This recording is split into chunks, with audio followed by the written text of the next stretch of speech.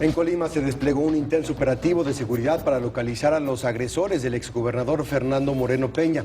El político sobrevivió a un ataque directo en un restaurante.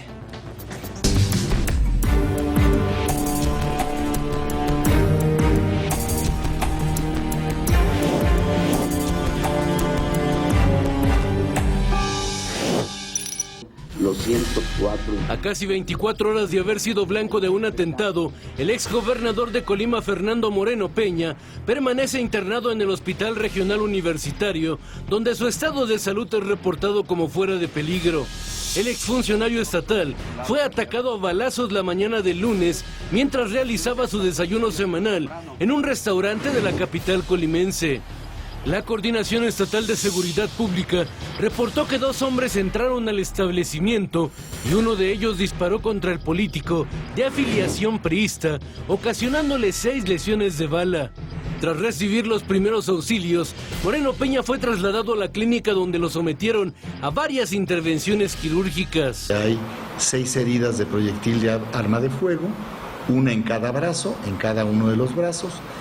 La del lado derecho entra en forma de sedal y la del lado izquierdo produce una fractura en el codo y en la mano izquierda, en especial en uno de los dedos. 3 heridas que son en forma de sedal en el tórax, para irlo revisando, y una lesión en el cuello, la cual deja una lesión en la vena yugular derecha. Sobre este hecho, el actual gobernador de Colima, Mario Anguiano Moreno, informó que desde el primer momento se desplegaron operativos con integrantes de todas las corporaciones policíacas para dar con los responsables. Desde el gobierno federal, el secretario de Gobernación, Miguel Ángel Osorio Chong, condenó el atentado y ofreció apoyo de la federación para los familiares de la víctima, así como para colaborar en los protocolos de seguridad en la entidad. Tuve comunicación inmediatamente con el gobernador de este estado. Le ofrecí todo el apoyo y todo el respaldo para dar con el paradero de lo que se dice hasta el momento, 2 personas que fueron los que cometieron esta acción. Como parte de la investigación, ya se revisan los videos de las cámaras del restaurante, así como los de negocios cercanos. Fernando Moreno Peña fue gobernador de Colima entre 1997 y 2003.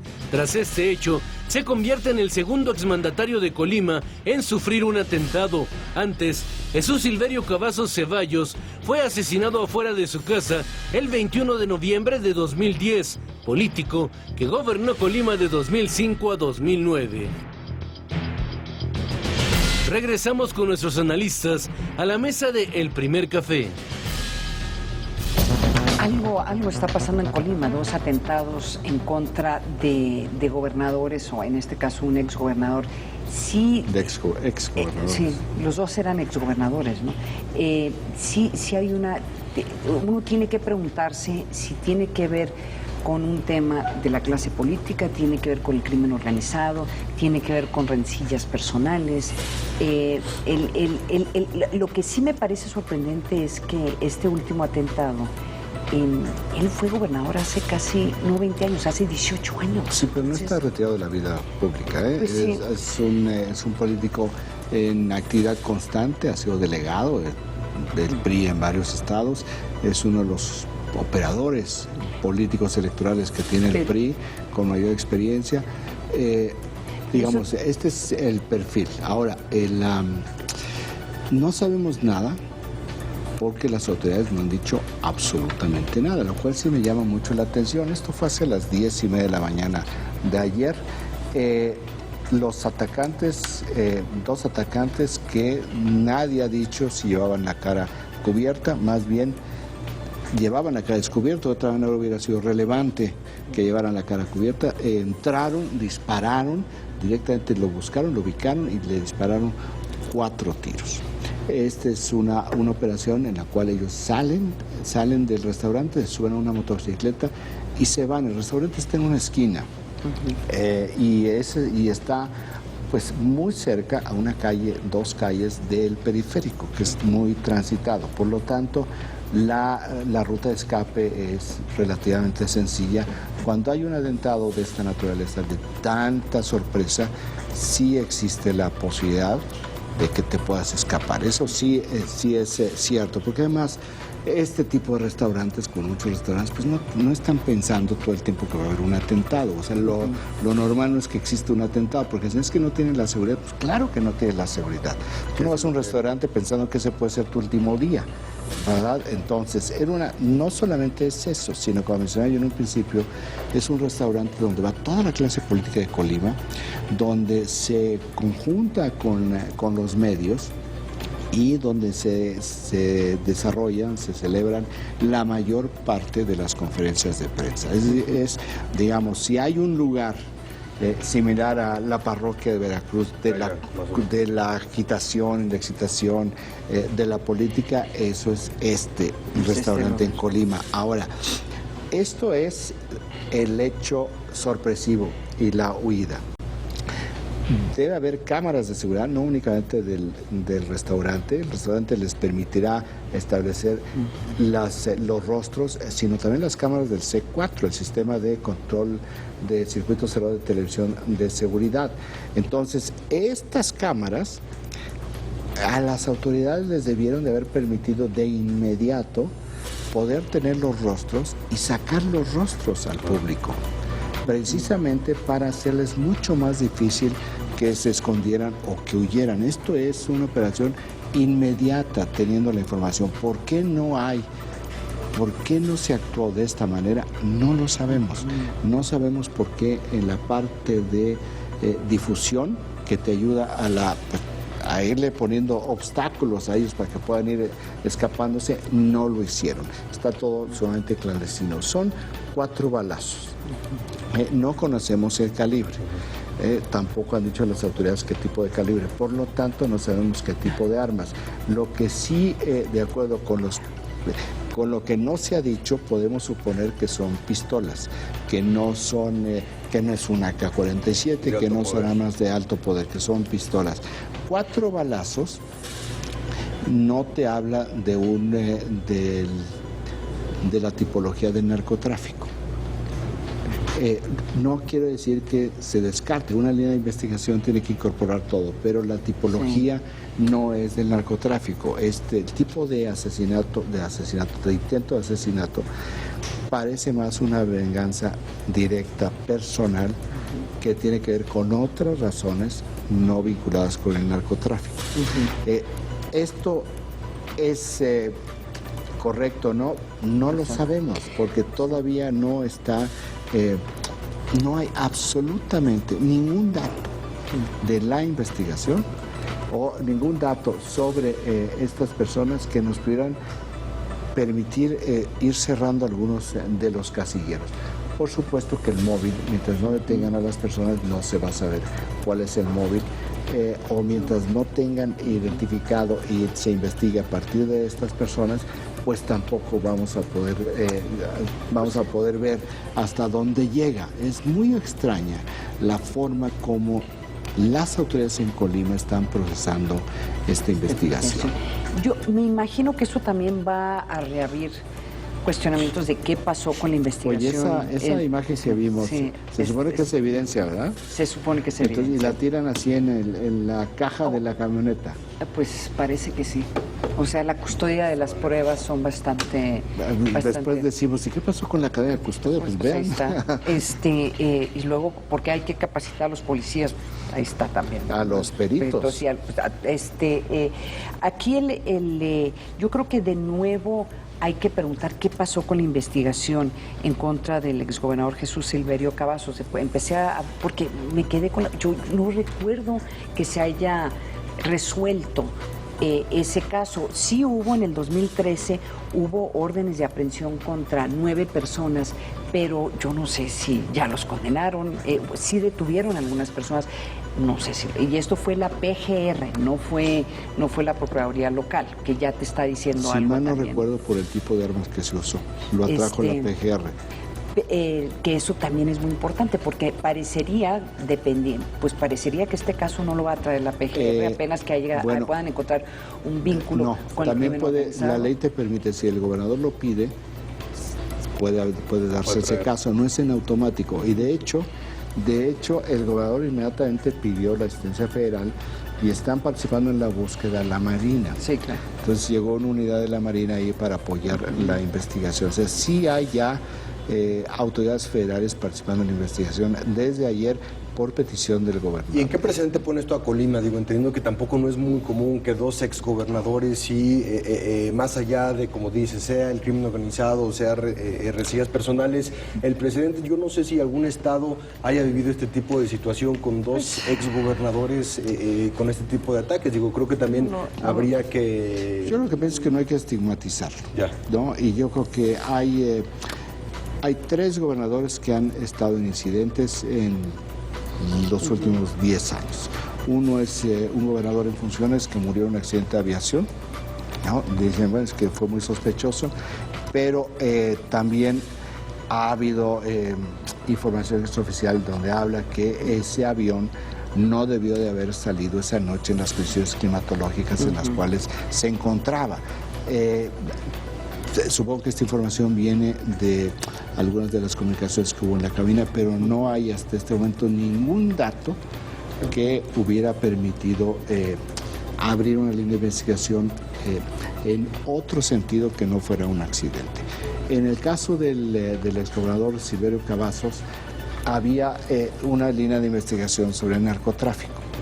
Sí. En este caso no sabemos absolutamente nada, por lo tanto, ya los 2 casos anteriores no tienen en una primera instancia una vinculación directa, salvo que los 2 llegaron al poder por el voto de la gente. Vamos a ver qué es lo que determina esta investigación. Esta línea de investigación. Para ver si es un caso absolutamente autónomo, independiente de los que sucedieron, o habría una línea hacia el caso del gobernador Cavazos. No se puede descartar. Si se va a hacer una investigación completa, no se puede descartar el tema del crimen organizado porque está Manzanillo ahí. Entonces, y Manzanillo es uno de los puertos más importantes en cuestión de precursores, importación y exportación de precursores químicos, por una parte. También hay que recordarle al auditorio, acaba de haber un proceso electoral bastante cuestionado, o sea, con muchísimas tensiones. ¿Cuándo es el cambio? Creo que el cambio es en una semana. Hoy se ratifica. Hoy se ratifica la victoria de Ignacio Peralta. Que también automáticamente tienes que estar pensando, bueno, pues a lo mejor es un tema político, o sea, tienes que abrir a todas las posibilidades. Y el otro sería un tema personal, pero los momentos son un poco también extraños, ¿no? Entonces yo creo que fue una elección competida, interesante, sonora, pero pacífica. O sea, es un poco, no hay que descartar nada, pero pongamos un poco el contexto, ¿no? Pues vamos con otros temas. A pesar de las movilizaciones que se realizaron en el país, la SEP reportó que 98% de las escuelas trabajaron con normalidad. A pesar de la convocatoria de la Coordinadora Nacional de Trabajadores de la Educación, la CENTE, para participar ayer en un paro nacional de actividades, se elaboró con normalidad en un 96% de las escuelas del país. Así lo confirmó la Secretaría de Educación Pública a través de un comunicado. Detalló que de las más de 5,000 escuelas públicas que hay en el Distrito Federal, solo se suspendieron clases en 22. En el documento, la SEP explica que en Chiapas se elaboró en el 95% de los planteles, en Guerrero en el 93%, Michoacán en el 70% y Oaxaca en el 35%. La institución hizo un reconocimiento a los maestros que atendieron el llamado de acudir a clases y en cambio ratificó la aplicación de sanciones para quienes incumplieron con su labor docente. Antes, el secretario de la SEP, Aurelio Nuño, reiteró que no se dialogará bajo presión ni condicionamientos y que solamente será en el marco de la ley, mas no para evadir la reforma educativa. El diálogo será para implementar la reforma educativa, no para ver cómo se va de la reforma educativa. Y además, un punto que agrego que es muy importante, no vamos a dialogar bajo presión y mucho menos vamos a dialogar cuando se está violando la ley. Por su parte, la CENTE aseguró que las movilizaciones realizadas ayer en contra de la reforma educativa y la evaluación docente fueron exitosas. Insistieron en que las amenazas de la SEP sobre descuentos no los intimidan y reiteraron su llamado a un diálogo abierto y público con las autoridades federales. Regresamos con nuestros analistas a la mesa de El Primer Café. ¿Ustedes se pudieran imaginar que esto hubiera sucedido hace un año? La verdad, o sea, ya se acababan, acuérdense dónde estábamos hace un año. Recuerdo en esta mesa que seguía, que hablábamos sobre la reforma educativa, las amenazas de la CENTE, cómo tenían tomada y controlaban el estado de Oaxaca, las amenazas aquí en la Ciudad de México, cómo se habían tomado partes de reforma y el temor que tenía particularmente el gobierno del DF, pero también el gobierno federal, del tipo de desmanes que podría suceder y que hubo en ese momento una huelga prolongada o un paro prolongado en donde los niños no irían a clases por meses. O sea, eso estaba sucediendo y ahora estamos en un momento en donde hicieron un llamado desde hace varias semanas para esta marcha, en un momento en donde el acceso al dinero para llevar a cabo estas actividades ha sido controlada por el mismo gobierno federal, por el hecho, gracias a las reformas, pues se les está pagando a los maestros desde la Ciudad de México, desde el centro.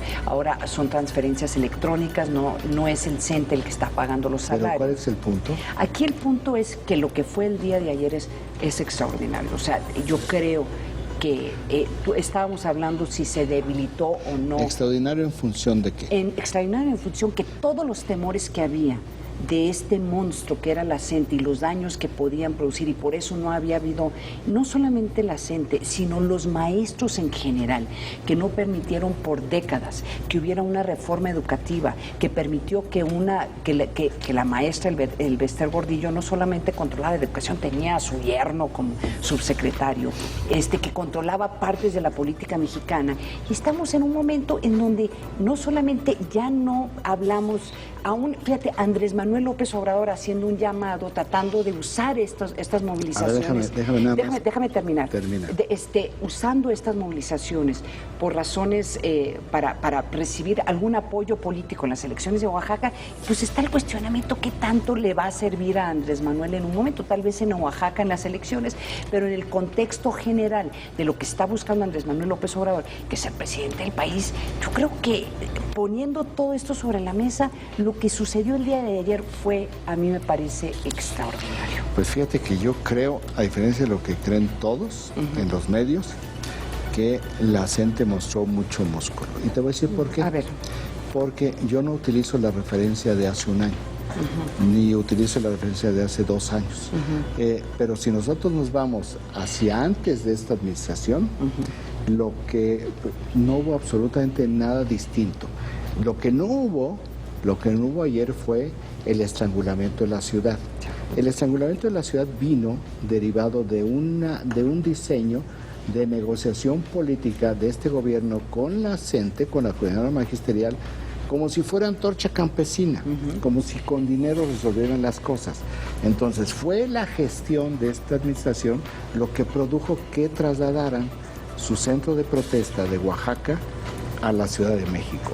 En esta administración, previo a este gobierno, todo el desastre y el estrangulamiento se había centrado en Oaxaca.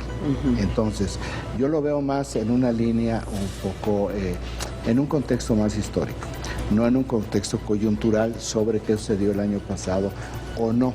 Si nosotros lo ubicamos únicamente en el contexto de este gobierno, pues claro que fue un desastre que marcharan 2.500 personas ayer sobre las calles de la Ciudad de México cuando llegaron a tener 17,000 personas. Ayer tuvieron pues un 12-13% de lo que llegaron a tener hace 2 años. A esto es en el comparativo de este gobierno.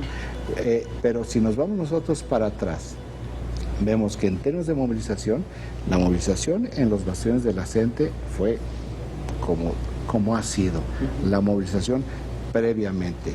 En el contexto, y ahora voy porque hablo del músculo, En el contexto actual, que tú lo ubicas muy bien, la reforma educativa, el retiro del control presupuestal, el dinero, el pago directo, todos estos instrumentos con los cuales se elimina la dependencia directa de los maestros de la sección 22 particularmente, que compone pues, el 70% de la coordinadora magisterial y está en Oaxaca, pues vemos que en Oaxaca 2 de cada 3 escuelas sí pararon. De 83,000 maestros, 54,000 no fueron a dar clases. Que en Tabasco, Guerrero y Michoacán hubo bloqueos y enfrentamientos con la policía. Es decir, toda la cuenca de bastiones de la CENTE, salvo Chiapas, sí tuvieron una agitación social ayer importante y muy relevante la forma como se movilizaron en Oaxaca, que fue importante. Ahora, también no comen lumbre. Lo hemos dicho aquí varias veces, no comen lumbre. Los dirigentes de la sección 22 no vinieron a encabezar la marcha ayer a la Ciudad de México, se quedaron en Oaxaca encabezando las marchas. Entonces, visto en el contexto, en un contexto de lo que históricamente ha hecho la sección 22 y la CENTE, pues sí mostraron un músculo donde dicen no estamos derrotados. Ahora, a diferencia de otras ocasiones, ¿este músculo va a llevar a otro puerto de destino? No lo creo. Sí. No lo creo. Aquí la discusión es debate contra diálogo. El secretario de Educación dice, nosotros estamos dispuestos a dialogar. El CENTE dice, nosotros queremos un debate público. ¿Para qué? El diálogo es para ver de qué manera se ajusta la disidencia magisterial a la reforma educativa. El debate que propone la CENTE es, queremos debatir la reforma educativa. Eso ya no, eso ya es el pasado. Aquí lo interesante es el cambio de discurso gubernamental y la manera como se planta el gobierno federal frente a la CENTE. Muy bien, sí. Finalmente. Sí. Fueron 3 años de desastre en su manejo por la ignorancia de quienes llevaron a cabo este tipo de negociación, que hoy estamos en otra ruta. Y también yo creo que vale la pena resaltar que la amenaza de faltar, o sea, el hecho de que no les van a pagar o que si faltan 3 días los van a despedir, sí está surtiendo efecto, porque esto no son paros definitivos, no son paros que van por semanas, no, o sea, lo van a estar haciendo por un día. Y yo creo que también eso es importante, no sé a comparación si ya si ya se han hecho cuentas, pero seguramente esta es probablemente una de las primeras veces que en el estado de Oaxaca los niños han ido a clases por semanas completas sin que haya habido paros o protestas como lo había antes. Son las 7 de la mañana con 58 minutos. No se vaya, regresamos con mucho más aquí a la mesa del Primer Café.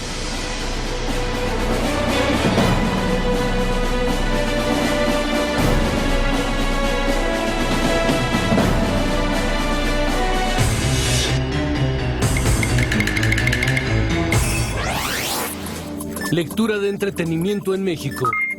66.4% de la población prefiere leer periódicos por cultura general. 65.6% prefiere las revistas para entretenerse. A 24.5% de la población no le gusta leer o no le interesa y 5.7% no lo hace por falta de dinero. El dato útil para comentar en el café.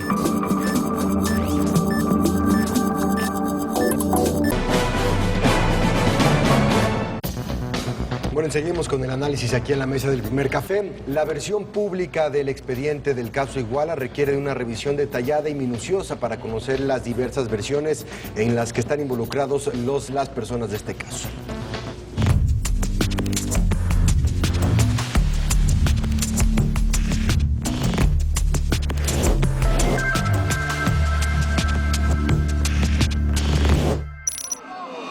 El expediente por el caso Iguala, que fue puesto en Internet por parte de la Procuraduría General de la República, se convirtió en el primer caso de una averiguación previa que se abre al público en general.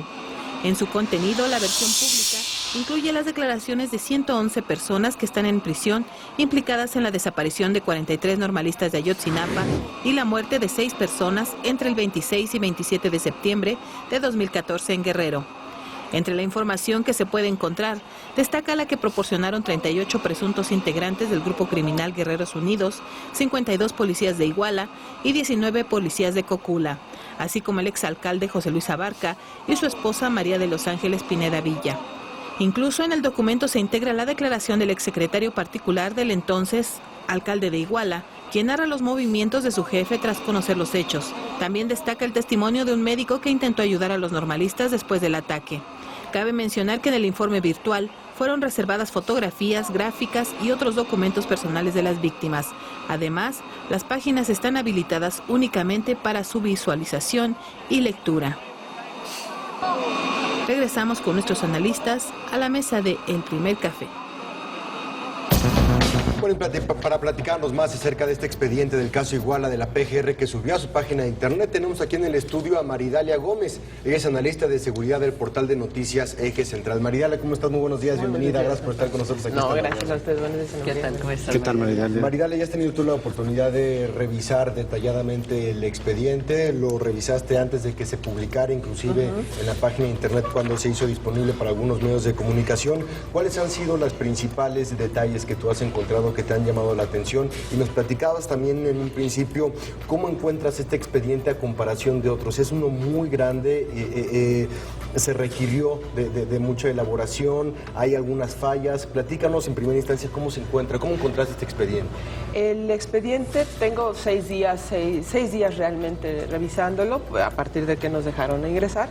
Y hay que ir viendo por tomo sin ninguna guía, entonces en realidad es como atinar a qué puedes ver y qué puedes encontrar, y hasta que más o menos uno ubica cómo está diseñado, ¿no? Que normalmente un expediente decías, bueno, va en el orden cronológico, pero este en realidad no va en un orden cronológico. ¿Por qué? Porque suma más o menos como 10 averiguaciones previas, por eso se hace tan voluminoso. Entonces suma casos de narcotráfico, detenciones, algunas fosas, ¿no? Entonces por eso se va amplificando tanto. Si bien es cierto, es un expediente muy grande, también es cierto, y Ana María lo recordará, no es uno de los expedientes más grandes respecto a la cantidad de personas detenidas. Recuerdo el maxiproceso, por ejemplo, eran más de 120 fojas y eran entre 90 y 100 personas detenidas. Es decir, este expediente sí es muy extenso, pero no tanto como se pudiese pensar en mi gusto. Ahora, es difícil de leerlo porque testaron varias cosas que son incongruentes. Por ejemplo, le comentaba a Raimundo que a veces uno está leyendo, bueno, ellos tienen vínculos con el cártel de, y uno no sabe con qué cártel, y eso en realidad no tendría que ser tachado. Pero como es una investigación en curso, bueno, puede uno decir, bueno, a lo mejor sí. Tachan, por ejemplo, también el nombre de las personas que aparentemente fueron torturadas y que ya fue declarado en el mismo expediente en una parte, pero en otras no. Entonces uno puede ligarlas y decir, estas son las que son aparentemente. Entonces se hace un poco complicado porque no solo es ir entendiendo el expediente, sino tratando de descifrar lo que dice a partir del tachón que está en varias páginas, ¿no? Algunas completas, incluso hay nombres de testigos que no se pueden leer evidentemente, de inculpados tampoco, que aparentemente son testigos protegidos. Yo creo que muchas que se saltan incluso hechos, de repente está un párrafo destapado y dices, bueno, ¿y en relación a qué es? ¿No? Entonces eso lo hace más complicado. Ahora, eso no es normal en una averiguación previa. No. O sea, que haya tanta incongruencia en la línea del expediente. Así es. No. Porque sí son complejos los expedientes, pero tú lo que me estás diciendo es que aquí entras en uno y al finalizar es un túnel oscuro, porque el siguiente quién sabe si va a tener vinculación con lo que tú estás leyendo o no. Así es, normalmente uno dice, bueno, aquí están pidiéndole a la policía que investigue, ¿no? Que vaya a tales lugares, que interrogue, y cuando uno sigue avanzando en los otros tomos dice, ¿y en qué momento la policía rindió su informe?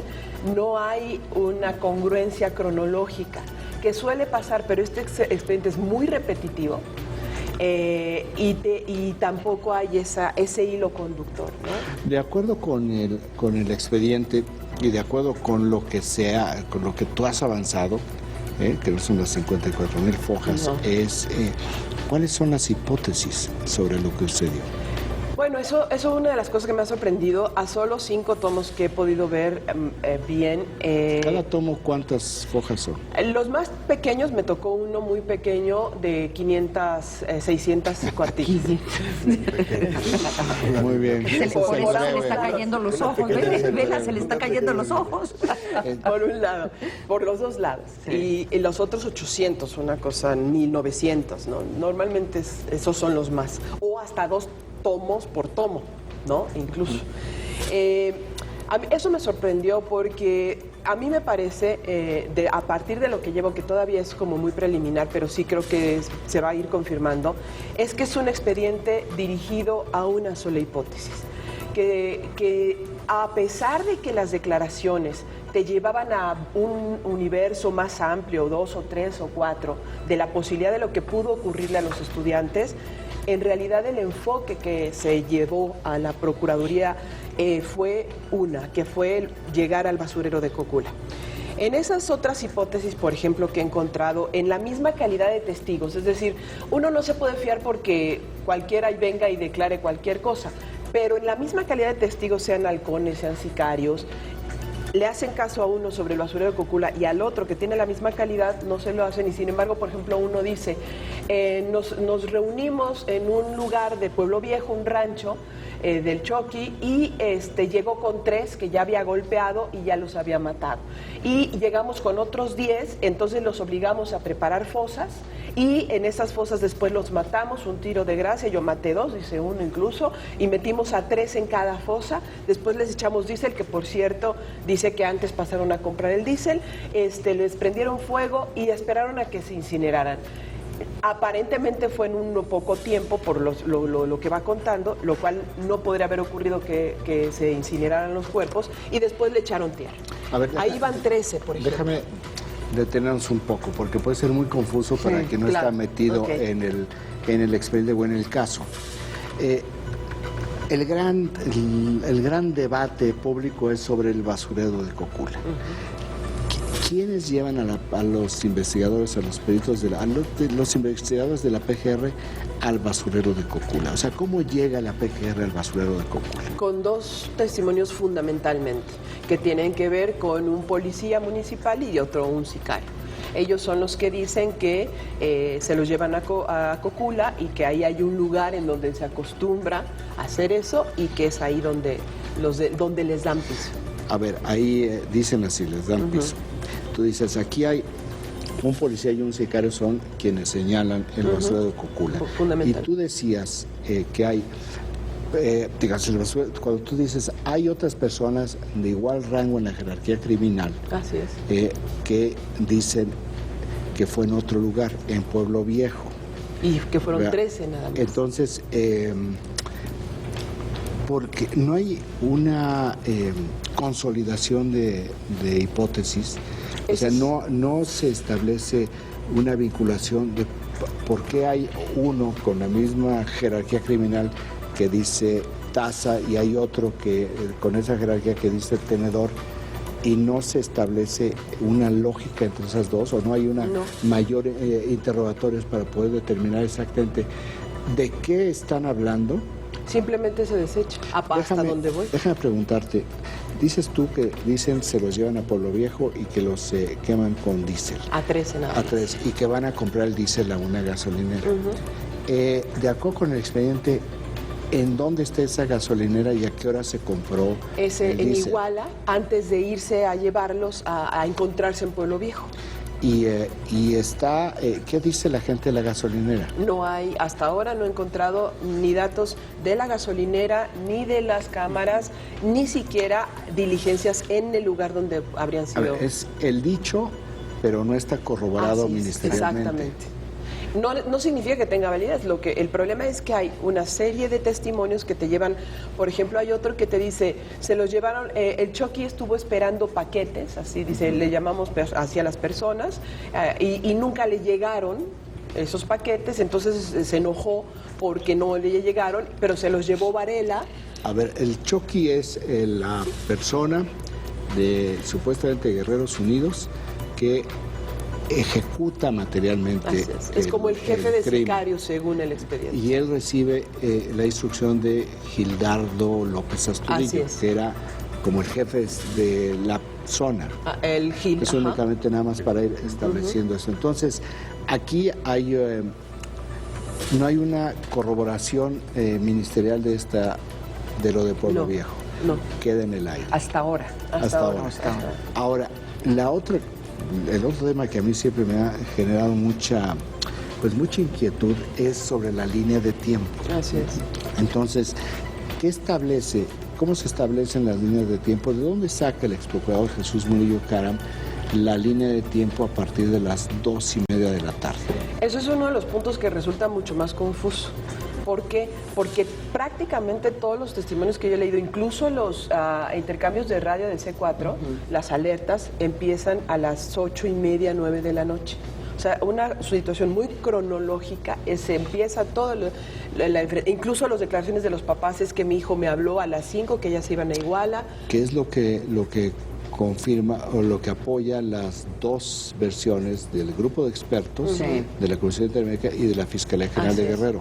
Que los dos en diferentes momentos dicen empieza después de las 9 de la noche todo el incidente. Así es. Sin embargo, hay testimonios que hablan, y aquí viene la parte confusa, porque además no hay nada, al menos hasta ahora, que me diga por qué se dice. Hablan de que desde muy temprano, testimonios, desde las 2 de la tarde, vieron en el centro a personas en autobuses armados. Y eran de ayotzinapos, así les llaman, con ese desprecio que significa esa palabra, los que estaban de rijosos y armados y disparando. Incluso hay uno que se atreve a decir que hirieron a personas, lo cual no hay ningún registro de que hubiese ocurrido. Es por eso, entonces eso a mí en lo personal cuando lo vi, de hecho las anotaciones que hice es, ¿qué realmente ocurrió otra cosa antes? Porque hay...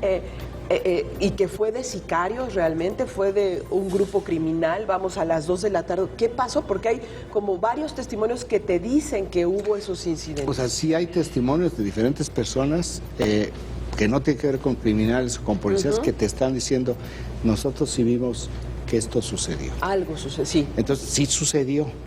Pues, a ver, María Dalia, de lo que ha leído hasta ahora, esta teoría de la participación del crimen organizado, ya sea porque los muchachos fueron enviados por algún grupo o se les confundió con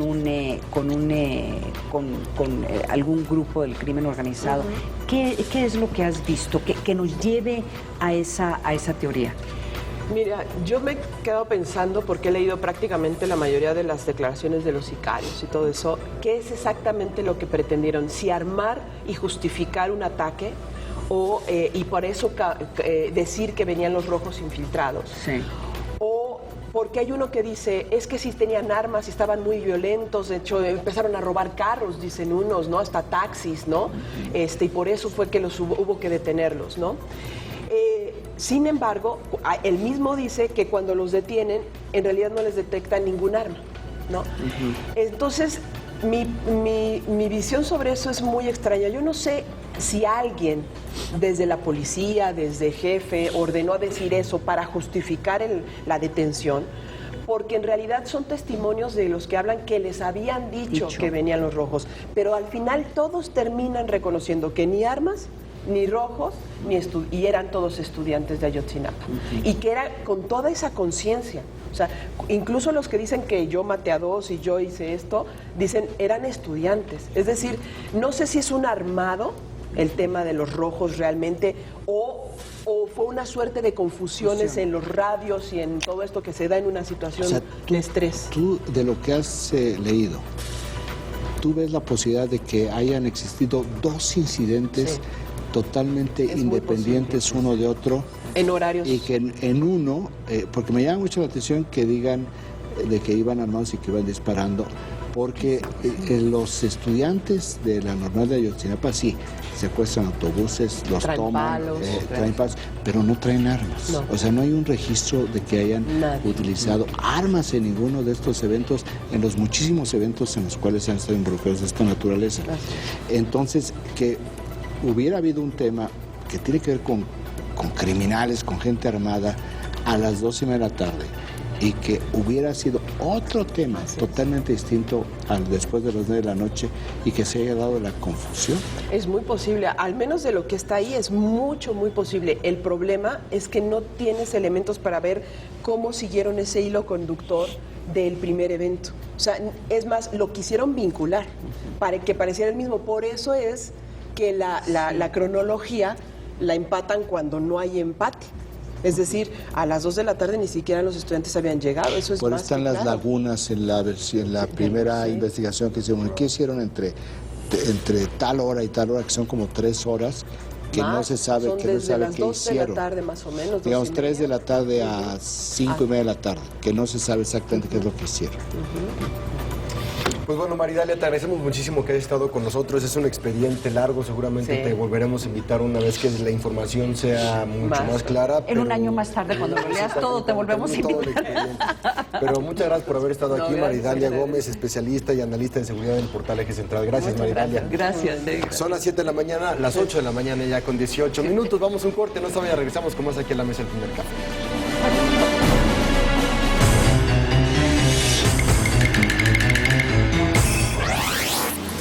Lectura de entretenimiento en México. 95.1% de la población prefiere leer el periódico de forma impresa. A 4.3% le gusta leerlo en formato digital. 0.6% opta por ambas presentaciones. El dato útil para comentar en el café.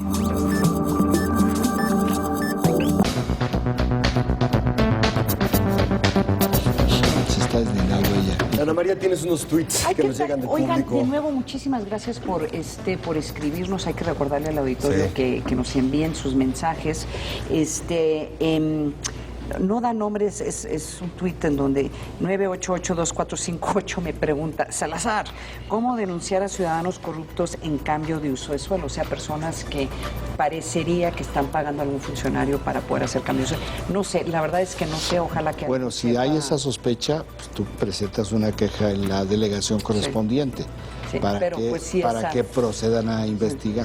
Pero sí, lo que está tratando de decir, creo que con este mensaje, es que sí es el de la persona de la delegación el que está involucrado. Es por el comentario que esté al principio de este programa de ciudadanos, para denuncia, sí, exactamente, de exactamente. denuncias De los ciudadanas. informantes. Esto sería especialmente para este tipo de casos, que puedas hacer estas denuncias, porque también te estás denunciando contra tu vecino, también es un poco incómodo. Sí, ¿no? si es en el Distrito Federal y sienten, yo supongo, no sé si este es el procedimiento, que en la delegación van a encontrar complicidades, pues que vayan a la Contraloría General del Distrito Federal, Sí, que suban un escalón. Este tuit nos los mandó Claudia Todo Valle. De nuevo, Alexia Barria nos recuerda que Colima está en la ruta de metanfetaminas desde Amezcua y Manzanillo Desde los como Amezcua. puerto de los Amezcua como puerto estratégico. Desde los 80s, tiene toda la razón. Vamos con otros asuntos para platicar acerca del panorama bursátil de México y el resto del mundo. Nos enlazamos vía telefónica con nuestra compañera Ángeles Aguilar. Ángeles, ¿cómo estás? Muy buenos días, gusto saludarte. Hola, ¿qué tal? Muy buenos días, Juan Pablo, Ana María, Raimundo. Muy buenos Les días. platico que luego de un rally de 8 alzas, los mercados parecen reajustarse, con lo que las bolsas del mundo muestran bajas marginales.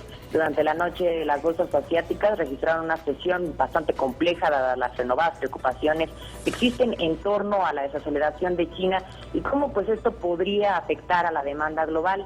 Ayer la balanza comercial de China mostró un superávit de 60.340 millones de dólares, pero básicamente porque sus importaciones se desplomaron 20.4%, mientras que las exportaciones cayeron, aunque pues de forma marginal, 3.7%, con lo que cada vez menos especialistas creen que China puede alcanzar un crecimiento del 7% para este año.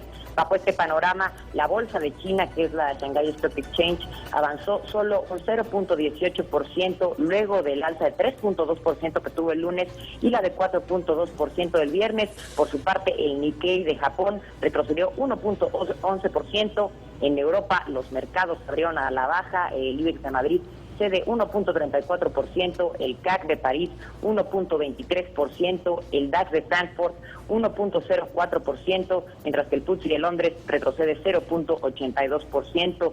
Por su parte, ayer el IPC de la Bolsa Mexicana de Valores terminó con una racha de 8 alzas y cerró con una caída moderada de 0.14% debido a una toma de utilidades. En contraste, en Wall Street terminaron con ganancias moderadas en una sesión de reducido volumen de operaciones y con un avance al cierre del 0.28% en el Dow Jones, 0.13% del Standard & Poor's de 500 acciones y un incremento de 0.17% en el índice tecnológico, el Nasdaq.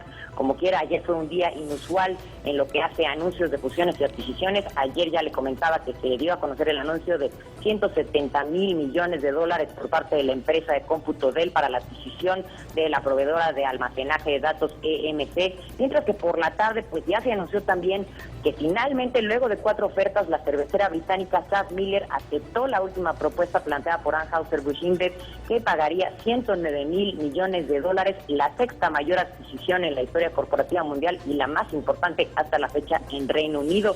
Todos estos factores, aunados a la incertidumbre generada por los comentarios de algunos miembros de la Reserva Federal sobre una posible alza de su tasa de interés en este año, fortalecieron el dólar luego de 9 caídas, con lo que el tipo de cambio peso-dólar al menudeo se ubicó en 16.17 pesos a la compra, 16.77 a la venta, mientras que el dólar spot, que es el que opera en bancos, estuvo en 16.47 a la compra, 16.48 a la venta, perdió 4 centavitos el peso, aunque hoy especialistas de Monex ya apuntan a que el intervalo fluctuará entre los 16.33 pesos por dólar, 16.49 pesos a la venta, una ligera depreciación del dólar y, bueno, una apreciación de nuestro peso.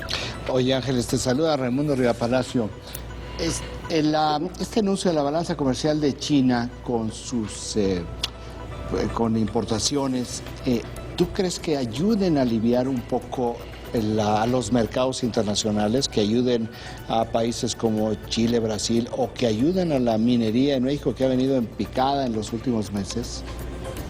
No, más bien yo creo que esto podría tener un efecto negativo en el crecimiento global, porque pues menos importaciones por parte de China pues va a representar una menor demanda de todos estos commodities que se atraen de Brasil, China, Argentina en especial. En el caso de México es poco el comercio que tenemos con China, no obstante, pues los precios internacionales se van a ver afectados y por ende, pues a nosotros también nos va a repercutir. Hola Ángeles, oye, tengo una duda. ¿Cómo está vinculado el precio del petróleo con la bolsa mexicana? Cuando cae el precio del petróleo, ¿afecta casi inmediatamente la bolsa mexicana o son dos fenómenos completamente aparte? Bueno, están vinculados en el sentido en que cuando cae el precio del petróleo, precisamente es por cuestiones de debilidad global. El precio del petróleo está muy vinculado al consumo en China, en Estados Unidos.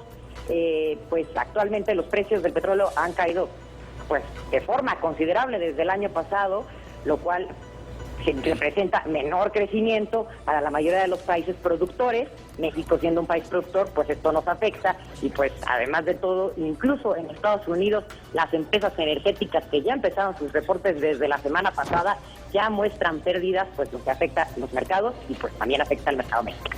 Ángeles Aguilar, muchísimas gracias. Nos escuchamos el día de mañana con información bursátil y financiera. Gracias, buen día. Gracias, Ángeles. Claro que sí. Aquí estaremos con las altas y las bajas de los mercados. Listo. Nosotros ya nos vamos, pero lo dejamos como siempre con las imágenes de los hechos peculiares y curiosos que usted no se puede perder. Ana María, muchísimas gracias. Gracias. Raimundo, muchísimas gracias. Buena semana. Nos vemos mañana aquí a las 7 en punto.